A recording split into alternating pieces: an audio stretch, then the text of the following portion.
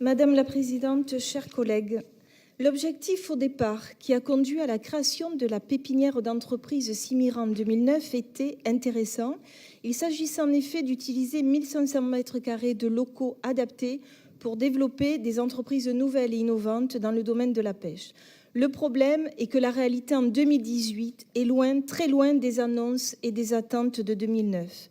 Les socialistes ne comprennent rien à l'économie et cette pépinière est un échec cuisant. Cette décision de transfert en est la preuve.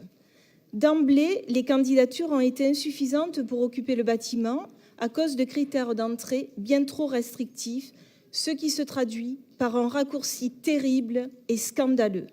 Rappelons-le, en 2009, c'est l'inauguration par Georges Frêche du bâtiment après un coût de plus de 3 millions d'euros de travaux.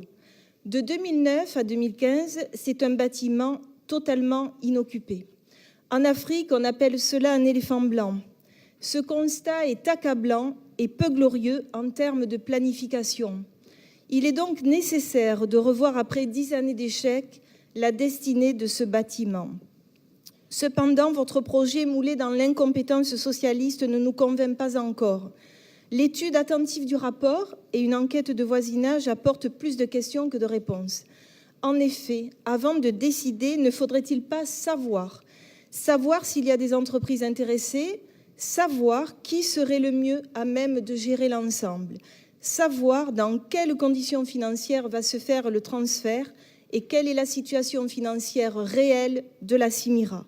En clair, savoir avant de décider pour éviter que bis repetita. Comme vous le constatez, Madame la Présidente, nous ne voudrions pas que Simira A7 soit pour les présidents de région le sparadrap du capitaine Haddock. Enfin, en épluchant attentivement le dossier, j'ai remarqué dans le tableau des immobilisations après sortie une ligne budgétaire d'une dépense de 1 801 € en 2000 pour une mosquée à la gare maritime du Maroc. Madame la Présidente, qu'en est-il aujourd'hui? Pourquoi cela fait-il toujours partie de l'inventaire des biens de Port Sud de France? Et pourquoi l'ancien gestionnaire du port a-t-il réalisé cet investissement?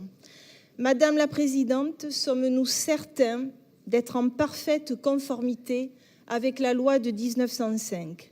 En conclusion, abstention, qui ne veut pas dire désengagement ou peur du changement ou du risque, mais une exigence de rigueur et de réflexion avant toute prise de décision. Je vous remercie.